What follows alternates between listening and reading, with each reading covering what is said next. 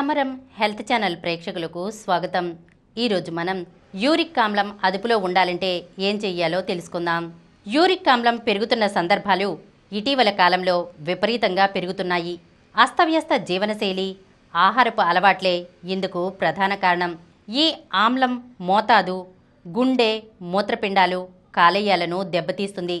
కాబట్టి సంబంధిత లక్షణాలను బట్టి కారణాలను సరిదిద్దుకుంటూ వైద్యుల సూచనలను పాటించాలి. యూరిక్ ఆమ్లం తగ్గినా పెరిగినా ఆరోగ్య సమస్యలు తప్పవు.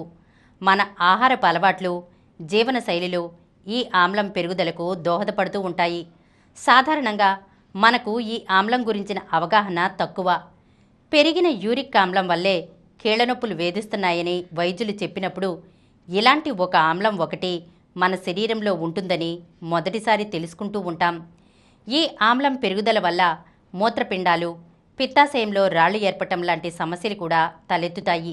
అయితే ఈ సమస్య కొన్ని లక్షణాల రూపంలో బయల్పడుతూ ఉంటుంది. అవేంటంటే ఒళ్ళు నొప్పులు, తేలికపాటి జ్వరం, పాదాలు, మోకాళ్లలో నొప్పులు, పిక్కల్లో నొప్పులు. కారణాలు: కొందరు పుట్టుకతో ఎంజైమ్ లోపాన్ని వెంట తెచ్చుకుంటారు. ఇలాంటి అరుదైన పరిస్థితి ఉన్నవారిలో యూరిక్ ఆమ్లం మోతాదు పెరుగుతూ ఉంటుంది. అలాగే ఈ ఆమ్లం పెరుగుదలకు మరెన్నో కారణాలు ఉన్నాయి. అవేంటంటే నీళ్లు. కొంతమంది చాలా తక్కువ నీళ్లతో సరిపెట్టుకుంటూ ఉంటారు. సరిపడా నీళ్లు తాగని వారిలో డీహైడ్రేషన్ మూలంగా యూరిక్ యాసిడ్ మోతాదు పెరిగిపోతుంది. అధిక ప్రోటీన్. ఎక్కువ మాంసకృతులతో కూడిన ఆహారం తీసుకునే వాళ్లలో కూడా ఈ సమస్య తలెత్తుతుంది. మూత్రపిండాల సమస్య. మూత్రపిండాల సమస్యలు ఉన్నవారిలో కూడా యూరిక్ యాసిడ్ మోతాదు పెరుగుతుంది. గుండె జబ్బు మందులు. హృద్రోగాల మందుల ప్రభావంతో కూడా ఈ సమస్య పెరుగుతుంది. క్యాన్సర్లు. కొన్ని రకాల క్యాన్సర్లు సోకినప్పుడు కూడా ఈ సమస్య వేధిస్తుంది. ఈ సమస్య ఎవరిలో ఎక్కువ చూద్దాం. యూరిక్ ఆమ్లం మోతాదు పెరిగే సమస్య కొంతమందిలో ఎక్కువ. మద్యపానం చేసేవారిలో, మధుమేహం ఉన్నవారిలో, అధిక రక్తపోటు ఉన్నవారిలో, రక్తం పలుచన చేసే ఎకోస్ప్రిన్ వాడకం ఉన్నవారిలో. మధుమేహులు, అధిక రక్తపోటుతో బాధపడేవారు, మద్యపానం అలవాటు ఉన్నవారు, ఎకోస్ప్రిన్ మందులు వాడుకుంటున్న వాళ్లలో యూరిక్ యాసిడ్ మోతాదు పెరిగే అవకాశం ఉంది. అలాగే నీళ్లు తక్కువగా తాగే అలవాటున్న వాళ్లలో కూడా ఈ సమస్య పెరుగుతుంది. కాబట్టి ఈ కోవలకు చెందిన వాళ్ళందరూ పెరిగిన యూరిక్ యాసిడ్ తాలూకా లక్షణాలైన ఒళ్ళు నొప్పులు, జ్వరం, కీళ్ల నొప్పులు బయల్పడినప్పుడు అందుకు మూల కారణాన్ని ఎవరికి వారు గమనించుకోవాలి. మధుమేహం, అధిక రక్తపోటు మందులు సక్రమంగా వాడుకుంటున్నారో లేదో, ఆ మందుల మోతాదు పెంచవలసిన అవసరం ఉందేమో గమనించుకోవాలి. అవసరాన్ని బట్టి ప్రత్యామ్నాయ మందులు ఎంచుకోవాలి. మద్యపానం తర్వాత కీళ్ల నొప్పులు వేధిస్తుంటే ఆ అలవాటుకు దూరంగా ఉండాలి. అలాగే ఎకోస్ప్రిన్కు బదులుగా ప్రత్యామ్నాయ మందులు వాడుకోవాలి. ఏ కారణం లేకుండా లక్షణాలు వేధిస్తే సరిపడా నీళ్లు తాగడం లేదేమో చూసుకోవాలి. అలాగే ఆ రోజు మాంసాహారం ఎక్కువగా తీసుకున్నామా అని కూడా ఆలోచించాలి. ఇలా ఎవరికి వారు కారణాలను గమనించుకుని జాగ్రత్త పడాలి. చికిత్స. రక్త పరీక్షతో శరీరంలో పెరిగిన యూరిక్ యాసిడ్ మోతాదును తేలికగా గుర్తించవచ్చు. ఆ పెరిగిన మోతాదులను సమం చేయడం కోసం వైద్యులు సూచించే నోటి మాత్రలను వాడుకోవాలి. వైద్యుల సూచన మేరకు పరీక్షలు చేయించుకుంటూ సమస్య అదుపులోకి వచ్చినప్పుడు మందులను ఆపేయవచ్చు.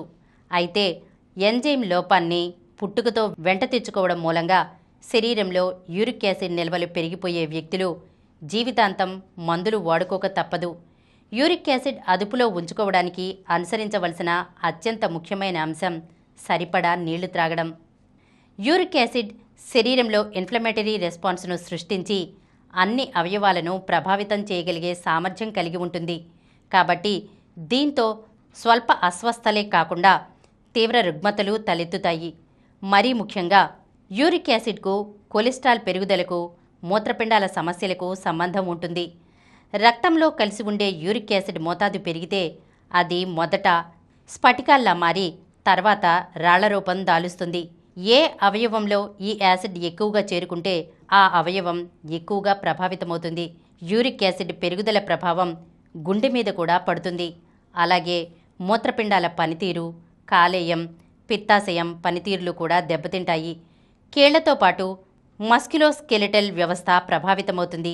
అలాగే పెరిగే యూరిక్ యాసిడ్ మోతాదు మధుమేహానికి కూడా దారితీస్తుంది.